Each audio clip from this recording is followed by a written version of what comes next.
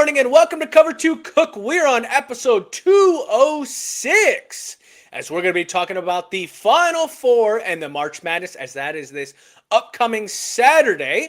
We're also going to predict our winners because before we record again, the championship game will happen. So we're going to say who's going to win Final Four, who's going to win the championship, and then Tim, he does his magic. He's got his best bets for the Final Four as we don't know who's going to be in the championship.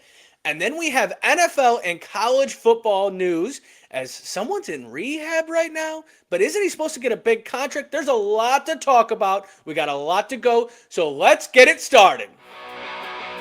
Yeah, I was going to do a vertical jump there. Thank you, Sox. Travel been to Indiana, and did Cover 2 Cook get you a good hotel? Indiana? No, I'm in Louisiana. I'm getting a Mardi Gras. I know that this might be hard, but I don't know how much you remember Friday night since we left you damn near when you fell asleep. I got my belly full, man. I was like, I warm covers and warm. I was like, I could go to sleep right now. Yeah, I'm going to go with Jack Dorsey. Final answer? Yes. All right. This is going to be a long fucking day. All right. Thank you for joining Cover 2 Cook. We're on episode 206. I got Mr. Tim Cook. I got Lisa Cook. We got March Madness. We have the Final Four, and a school that is in our home state is playing on that first game against the reigning great UConn. Okay? Illinois has Blue blood. Yes, Illinois Now has blue all blood. of these action. They got all of these players. They get going from whoever they need to, whether it's maybe a little bit of a different country guy. Maybe it's someone in the U.S. They got all this, but Brad Underwood brings a whole package when he comes with it. Mr. Tim Cook, what do you think about this game? I think that the key for Illinois is they got to dominate the boards. You know, they're the nation, one of the nation's top tier rebounding team in the nation.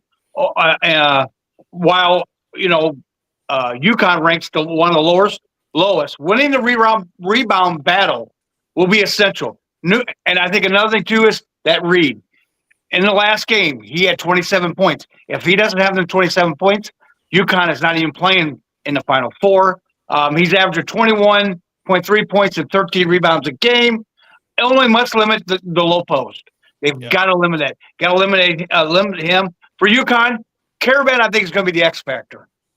You say, well, he's been around for a while. I still think with his perimeter shooting, and he's been there. He's a veteran. He's been to a couple national championships. He's got the experience behind it. He's very good defensive-wise. And also, UConn's got to limit the rebounding. I mean, no second-chance points. They tore up Iowa in second-chance points in the last game. This is a very close game. I'm going to go with, you know what? I'm going to ride with the home team, Illinois. Yeah, no, I definitely agree. Now, Lisa, I know you have your little bit of U of I hate ever since VCU, which feels like a month ago right now at this point. What do you think about this game? Well, I ain't jumping on the bandwagon now. I don't believe in Illinois then. I don't believe in them now. I got UConn Huskies winning this game. Yeah, I will say, I think UConn in this situation is they took so much to get here. Taking down Duke, all that rise and all that craziness, but that does show resilience. But what team is more resilient? And U of I has won every game to make it to the Final Four by 10-plus points. So that's not like they've played close games. We haven't seen a close game yet. But if we're going to talk about a team that has played a lot of close games throughout the regular season, I think we're talking about U of I. Now, they've lost some of those. Do they lose this game? I don't see them losing this game. I think UConn has blown their load just to beat Duke. I don't think they have enough to take down. And also, the headed monster of U of I. It just doesn't matter where it comes from. That's where, like, whether it's Wagler, whether it's Stojakovic, whether it's one of these other twins, like, there's just so many players that can bring it. And I will say, I can't think of the kid's name, the one that usually is the main ball carrier outside of Wagler. Kyle.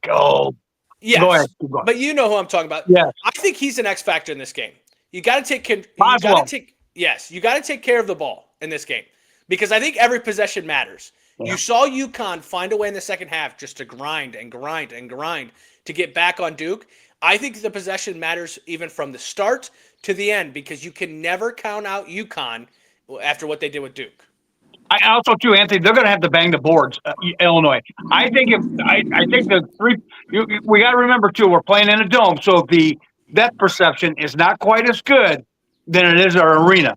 So I think they're going with Izovich and all them images. I think that they're going to have to get it down low and maybe get Reed into some foul trouble. I think they can get Reed into foul trouble and bang it down there. Hit a couple threes here and there. Stojakovic has been doing real well going down in the post. You still got the 7-footers. They can still hit the three. If they can hit their threes, I really like Illinois in this. Yeah, I agree. I just UConn. If it was U of I versus Duke, this would be a crazy game. I just think UConn coming back almost does take a little bit away from this game because I do think Boozer versus all of these tall guys that U of I has. Now, I definitely agree. They have to play post defense. Yeah. They cannot allow UConn to get the ball in down low because if they do, this game will be a very slow but very monotonous game of how UConn wants to play the game. U of I wouldn't even be surprised if U of I picks up press. Try to make them try to run the full court, get them tired and things like that because the one thing that U of I does really well is he subs players in and out. It's like a hockey line. Yep. He's got 2 or 3 coming in, 2 or 3 coming in. And it also helps when you got twins that can pretty much do the same thing when it's either rebounding or shooting the ball or whatever. All right, well, that moves us to the other game that is going to be for the Final Four. Anything else, Lisa, for that game? I know you hate U of I, but anything else that you wanted to say about U of I? Because if they win, you got a lot to talk back or back walk on that one. So do you have anything else you wanted to say? Yeah, they're going to choke, so we're fine. You know what? We're done. No, All right, move along. I gave you a chance. I gave you a chance just to back U of I for a second, and you. All right, the other game that's happening at 7:49 is Michigan versus Arizona. Now, a lot of people are saying maybe this is the national championship. 2 teams that have walked through the March Madness. Michigan, they can do everything. Everything. They can play defense. They can rebound. They can do all that. Well, guess what Arizona can do? They can do the same thing. They can rebound the ball. They can shoot the ball. They can play very well on defense. What do you think about this game, Mr. Tim Cook? I think for Arizona, dominate down below. I know this is going to be difficult because they got Luxembourg and they've got Mara. But if they can utilize Waka, Krivas, and Pete down low, I think that is critical. Arizona needs to force fouls against the 2 big ones. And anybody, Cadeau, all of them.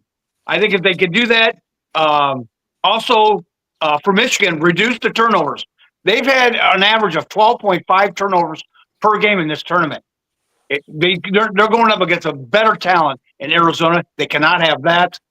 Michigan, they're going to have to shoot the 3 and draw the defenders out. Draw Pete, Krivas, and Awaka out, so that opens up the middle, so they can go and drive. Luxembourg can drive. I know that's not what his name is, but that sounds good. Yaxel. That will draw them out, and they can drive and then kick it out and shoot the 3s. We've got Arizona in the Calcutta.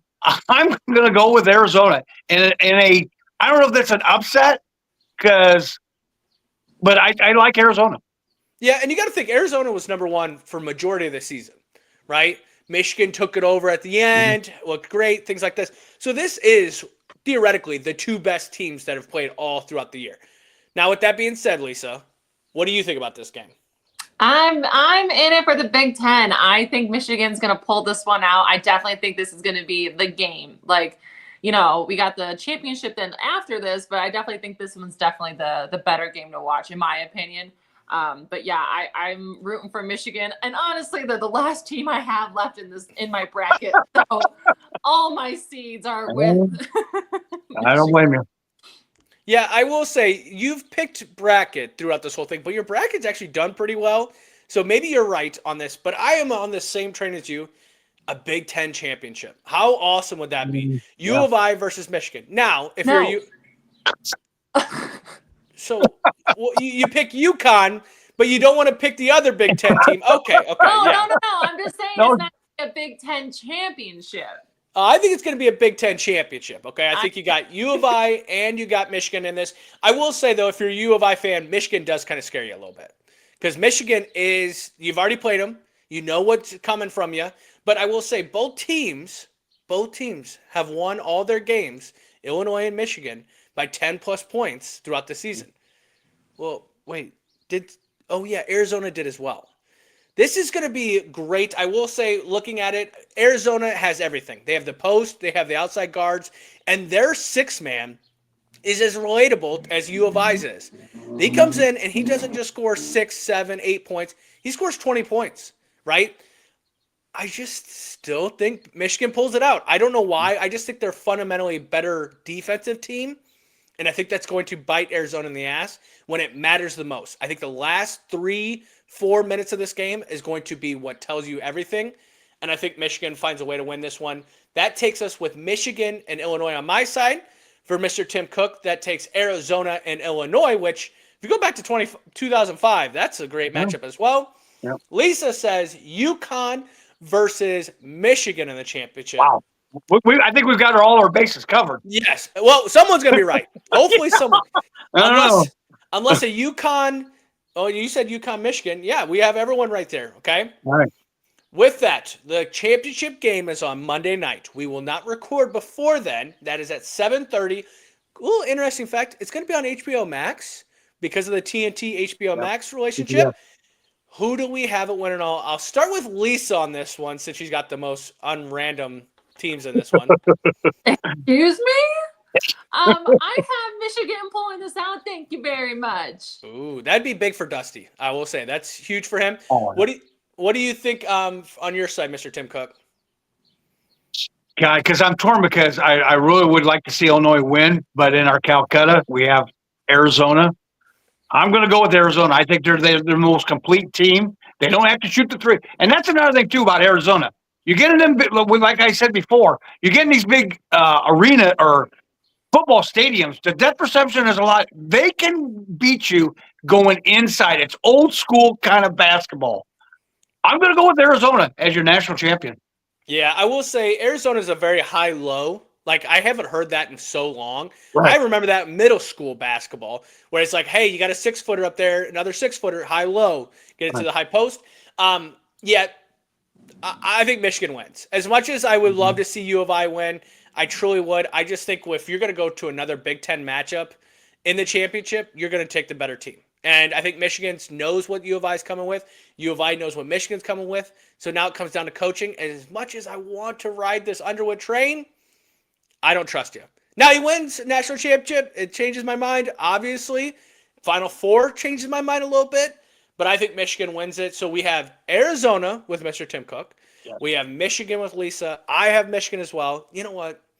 Psych, I'm switching U of I as the winners. I got to take that home state. Yeah. I think U of I. If Wisconsin was in it, I would take Wisconsin. Now that I'm a Wisconsin cheese curd, cheesehead, I would say Wisconsin. Bandwagon. No, don't say that. Don't say that. I was watching U of I games throughout the year. Just All right. maybe like, And you did not believe in them. well, they would You did lose. not believe in them. You hated Underwood. This is total bullshit. Well, it would always be, they would find a way to lose. And so it was hard to like select them. So, Right. If we could rewind, I was the one that Wow. was saying Illinois has been in these situations before. They're going to do fine. And now it's been a complete 180. You two are like, Well, woo, wait, you know what? I I'll tell you what. Underwood has made me a believer. I'm sorry. I've now seen the error of my ways. I've now Underwood is now I'm a believer in Underwood. He's got the monkey off his back, kind of like how who was that quarterback? Steve Young couldn't win the big one. He finally did. He got the monkey off his back. So did an Underwood. And I'm a big believer in Underwood now. You will not hear from me again. It'll be an Underwood game. It's going to be, here comes an Underwood game. Never again. yeah, but I'm a believer. I got to play on the other side of that. Wouldn't that be the same way for Arizona? Wouldn't that be the same way for that coach at Arizona? He's had these great teams. Why Yeah. hasn't he won? I Yeah. think you're seeing the monkey on the back because you live in Illinois and we hear Right. about it all the time. Right. But like Arizona, if he would win, that would take a monkey off his back as well Yeah. too. But I don't think Tommy Lloyd's been there as quite as long as what Underwood has. Oh, yeah, And no. I think we've seen enough of Underwood and Illinois to go. he just seems like he gets to that big game, he pukes on himself. Well, you know what? Maybe this year he's not going to. I think with the size and the depth that he's got coming off the bench, and he can rotate players, like you said, like of a hockey team. I mean, these teams don't know what the hell's hit them. Yeah. All right. Well, let's move over to Tim's best bets for the Final Four, which is U of I versus UConn and Michigan versus Arizona. What do you got? You know what? Just like I just said here, they're both 1.5 point spreads. So I take Illinois in the money line and Arizona in the money line.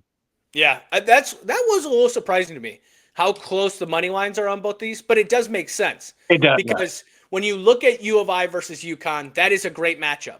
If U of I was playing Michigan or Arizona, I could see the money going towards those sides. If UConn was playing either one of them, the money's going this side. Right. So it's kind of like that NFC, AFC that we talked about in the NFL as well. But I agree with those. Anthony, one thing, I did do some research on this. UConn is 17-1 against the spread in 18 tournament games. So I almost went to the UConn way, but I can't. I couldn't. Yeah. I couldn't. These spreads are too close. I think you've got to go with the money lines, and I'm taking Illinois and Arizona. Yeah, stay strong on that one because it's not I like almost did. I'm like, but I didn't. And the shitty part about the betting is even if you're in Illinois, the only way you can bet is by going to an actual casino. Like if the spread was different, let's say we went to 4 or 5 for UConn, it might be a different ballgame. But since it's so close, there's no way. No way. Well, and 4 and 5 makes me, and that's Vegas knows. Vegas always knows. Oh, yeah. But that's why you can't do a 4 and 5 because of how they came back against Duke. Right. And it could be a close game at the end, even if U of I would pull it out. Right. All right, we got to move over to the NFL. That's enough college basketball. When we come back on the next podcast, we're talking about the tournament as a whole. Our one shining moment. No, Lisa's not the winner. Well, and even if you win, no. I said Michigan at one point, so I can take Michigan or U of I, so I'm a winner too. But we got to talk about the NFL. NFL making some news today. Kirk Cousins signs a 5-year, $172 million deal with the Raiders. And I know I've said it once. I'll say it 100 times. I need that agent at my workplace because this man pulls out so much money for Kirk Cousins. I can't imagine making this much money and just kind of being mediocre for a quarterback. Average. But the team does say that they expect to draft Mendoza out of Indiana after he just had his pro day that looked absolutely phenomenal. If you need any proof, go watch the college playoffs. The guy looked great. Go watch the Big Ten championship. The guy looked great. But what do you think about hearing about this, Mr. Tim Cook? Yeah, I seen a stat today that said the top highest paying athletes. I'm not just saying football, athletes. And I think he's top 5 of all time. For a person that's never won a Super Bowl, never been to an NFC or AFC championship, never been, he made a couple playoff games. Yeah. And this is definitely needed. But I did see where majority of the contract isn't the majority of the contract Atlanta's picking up, or is it just from last year that they're only picking up? I think Atlanta's picking there's a $10 million deal, and 8.2 of it is Atlanta's picking up, and then the other 1 point is the Raiders. So I think this is a great move. This gives a buffer for Mendoza to get in. The only deal is, wasn't he kind of supposed to be like that for Penix? And that didn't really work out. So I'm kind of, that's in the back of my mind, I'm like, it's a great pickup to be a mentor to him. But did it really work out in Atlanta? I don't know. But I think the decision's different. And why that was is because you signed Kirk Cousins for all that money and then you drafted. There's expectations that they're drafting Mendoza. There's no oh, hey, you're going to be the starting quarterback. Mendoza is going to be the starting quarterback at some point. Right. And I wonder if the Raiders are looking at it as let's get Mendoza's feet wet. Maybe he plays in the second half of the year because let's be real. The Raiders aren't winning the Super Bowl this year. There's a good chance that they may still have a top 5 draft pick upcoming years. Yeah. So why not just get Kirk in there, let him do what he needs to do, but get Mendoza ready for the future? Lisa, what did you think when you heard about this? I guess I was more confused as to why they signed a 5-year agreement if Mendoza is going to be the future of the program. Does 5 years seem like a long period of time to be there, or is his expectations to actually be there less than 5? Well, I think that's what what he was talking about, the contract. So the contract is Atlanta taking in the front end and Vegas taking the back end of this contract. So if they did let him go, they can just kick the can down the road, right? But even if you go get Mendoza, and say Mendoza is the stud of studs, he is so great, right? You're still going to want a great backup, because look at some of these teams that when shit hits the fan, they have no backup that could take them. Look at the Colts. When they lose Daniel Jones, then they lose how many games in a row? Kirk Cousins might be the deciding factor in a couple years. But, yes, 5 years did feel long, because I don't know if Kirk Cousins is going to play 5 more years. Right. Let's remember, he's been in the league for a hot minute. He may not want to play for another 5 years. I mean, he's just the type of – his personality is just like, but he still keeps raking it in. God, he keeps raking it in. Well, and who knows? The Raiders might pull a Lions on, say, hey, give some of that money back, because that's a bad deal as well, too. Right. Well, I bet the Raiders were probably pleased about then Atlanta picking up the front half of this, because they still got Crosby to deal with. Well, and that situation, we haven't heard any more about that, which I thought for sure by now. But now that the draft's around the corner, I know, I'm moving down the line. Draft's at the end of this month, and before you know it, it will be there. I will tell you, I think that trade is going to start getting a little bit hotter as it gets closer to trade time. Because the Raiders need a lot. The Raiders need a lot. They don't need a quarterback. They need a lot. So they're going to need offensive line. They're going to need D-line. There's a lot of places that they can go get in the draft. So I think now when you talk about first rounds, you may not see a first-round draft pick for Crosby, or at least not 2, maybe 1, but you may see 2 second-rounders, 2 third-rounders, things like that to make where you can get more people instead of just high-profile names. And also, too, it's going to be interesting to see how quick Kubiak can shape maybe this kid, and also even with him, now I can't think of his name. Cousin, just to see because now you got a new coach too. On top of that, this guy just came in. He was the OC in Seattle. Let's see. I mean, they're going to have to give him enough time to get his own players in there. It should be interesting. Yeah, well, and I think this gives him a little grace period while Mendoza's learning, because he is getting his guy, which doesn't have to throw him out there game 1. He doesn't have to. Doesn't mean he won't. He just doesn't have to. And he can get a couple preseason games in him to see what he's got. Yeah. And if he doesn't think he's ready, now you can still throw Kirk Cousins in until he is ready. Yeah, and I think the Raiders are doing this also because they were very embarrassing last year.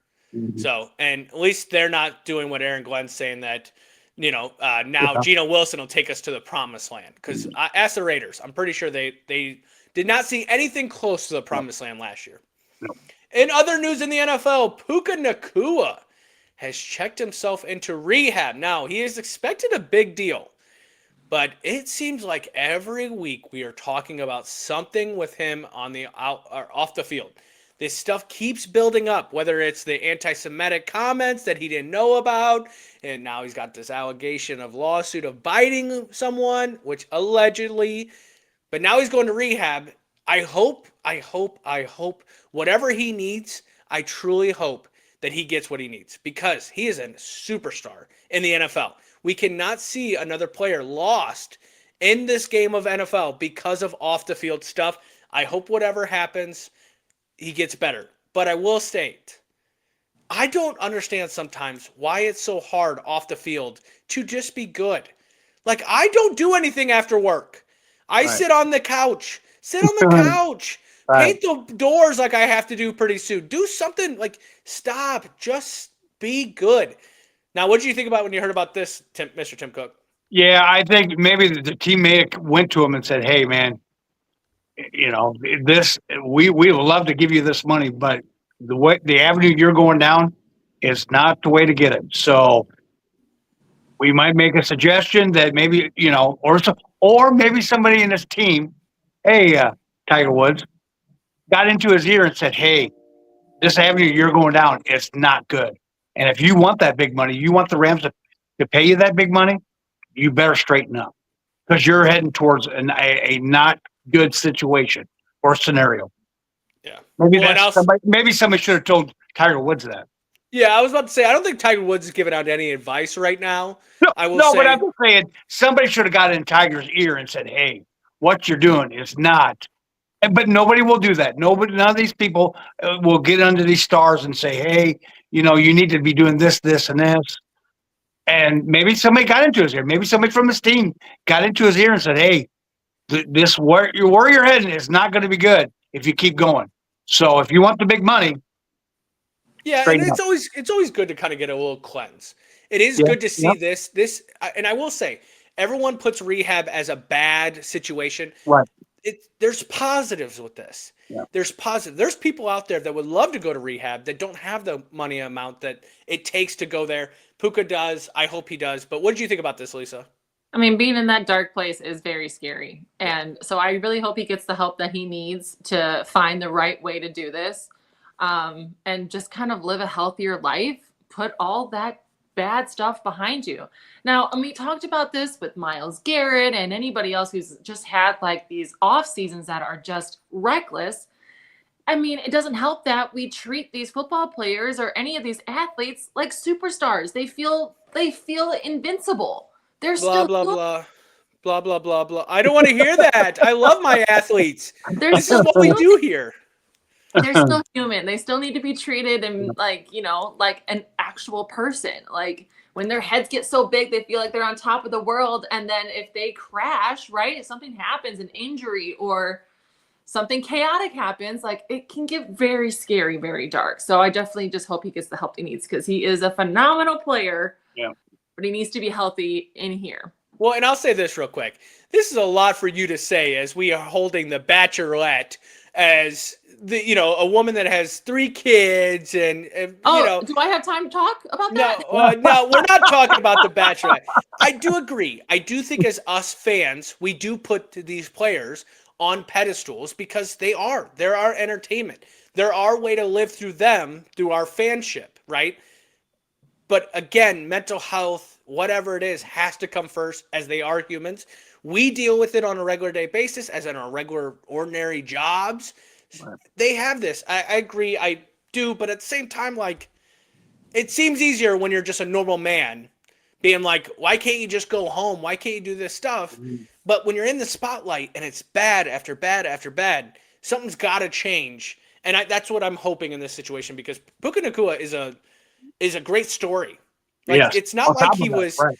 It's he's got brothers and he's got other people that didn't make it to the league. It's not like his dad went and played in the league and he's the next one coming. Like Right. he is a great story, and he comes from a no name and just becomes a superstar year 1.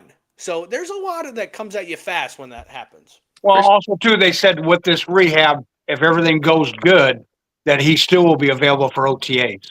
So Yeah. that's a good sign if everything goes good. Yeah, but again, get the help before Yep. football because Yep. now when you check yourself into something like this means it's bigger than football. So. Right. All right, let's move over to college football and let's talk about bigger than football when you got to talk about the Alabama AD. Greg told the USA Today that the SEC title game, well, that ship has sailed. This is coming off of the heels of an expanded college football playoff where there could be 16 teams. That means more games. So why do we need an SEC championship? Well, if we do remember correctly, did Alabama get blown out in that SEC? Oh, yes, they Yeah. did. And then we did see what they actually looked like in the playoffs eventually as well. I do kind of agree with this, though. I do think these conference championships have gone. The ship has sailed because the flag behind me is the one that's telling you why conferences don't matter and why conference championships shouldn't matter. Because if Notre Dame can be as big of a brand as they are without any of those helps, why can't Alabama do it? Why can't Georgia do it? Why can't Michigan, Ohio State, all these other teams do it? I think that's what you're seeing. I also think this is pettiness from Alabama because they got their absolute brakes beaten off in the SEC championship. What do you think about this, Mr. Tim Cook? I think that you'll still see it because there's too much money involved. You may see it go backwards where they usually have the week after Thanksgiving weekend, maybe Thanksgiving weekend. I think there's too much money involved. These conference championships or football championships in their conferences, This is big money. They get to show off their talent. They get to show off for one game. I can see them maybe playing a Saturday night during Thanksgiving weekend. Now, I'm going to ask this question. What team benefited by losing in their conference championship? Alabama. Miami. And they didn't play Miami, but they didn't even play in one. Okay, so you didn't answer my question then. So you kind of gave me a roundabout right there. Right. Well, they didn't play in it, so they did benefit from it because they got another week off. Correct, but they benefited from not playing in it. Who Right. lost and benefit? Because I gotcha. can tell you right now, another team that lost that didn't benefit, BYU. Yeah. BYU got kicked out of it because they lost their conference championship. So why would not the Big 12 Right. and BYU kind of go, you know what? I agree with this as well. Right. Why are we playing the conference championship? The only team that still made it to the playoffs and got their breaks beaten off was Alabama. Yeah. So again, I think I definitely agree where you're saying there's money, but there's a money and a lot of things in college football right now. Right. And I think we're now trying to put a priority of what is more money, and the bowl games are more priority, or college playoff bowl There you games go. Right. are more priority Oh, yeah. than Oh, yeah. conference championship. Oh, yeah. Because I don't think you could show off. One team shows off, the other team doesn't. Now you go look back at ACC a couple years ago, and Louisville versus Clemson, both teams got in. Right. So Louisville still got in even after losing it, right? That can happen, but I do see this going away. There's no reason for a conference championship. If Notre Dame ain't playing in it, then why should we? So, Lisa, what do you think about this? Of course. I mean, yeah, you both definitely hit the spots that I was thinking about. Like, definitely the money that brings into those conferences. Like, they're not going to get rid of it, but I think it would make those bowl games more relevant, like more important than they are now. Right. And that's the thing too, right? Why not do when you do these bowl games? If you got to make them more relevant outside of the college playoffs, right? These actual Pop-Tart Bowl and the other, right arm, right leg twister bowl games, right? Those games, make them conference games. Make it Vanderbilt versus Missouri, whatever. Right. Someone that's already played each other. That was a great game in the regular season to make them more relevant. That's a better decision than running out your best 1 and 2, and then they have to play another game, which then now with 16 teams, you're going to have to play another game. Right. It's eventually getting to the point where now we're playing too many games. Right. And that's where the SEC is bitching already, and they haven't even been playing a Big Ten schedule yet. But one final thing I'll say, too, about this is didn't a player, oh, man, I can't think of his name, but a player from Alabama is now playing for Ohio State, and he said, oh, man, the game is faster and better in Big Ten than it is in SEC. SEC, I'm telling you right now, y'all better start playing some good ball because a lot of teams are looking at you a little sideways these days. I understand the Big Ten wins it. ACC plays each other. No SEC in the championship for the first time in how many years? Still, I think Alabama, they're just being sore losers on this side. I can believe that. I'll agree with that. Yeah. Yeah. Oh, roll tide. Yeah, shut up. All right. Well, that is episode 206, where we talked about March Madness, NFL, and college football.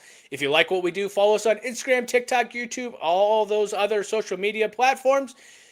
Guys, there's 3 games left. Final 4 and championship. And then we get what? Golf. We got to watch baseball. Yeah. We got to watch basketball playoffs, which that's if you like the NBA. I like college basketball. Hockey, that's fun to watch. There There's we not go. going to be a lot to talk about, so we'll have a lot else of things that we got to start bringing into the show. I got to eat some pancakes eventually. I got to, do a combine, which I'm not ready for. So we'll have a lot to show. If you like what we do, follow us on all those things. But have a great weekend, and we'll talk to you on Wednesday.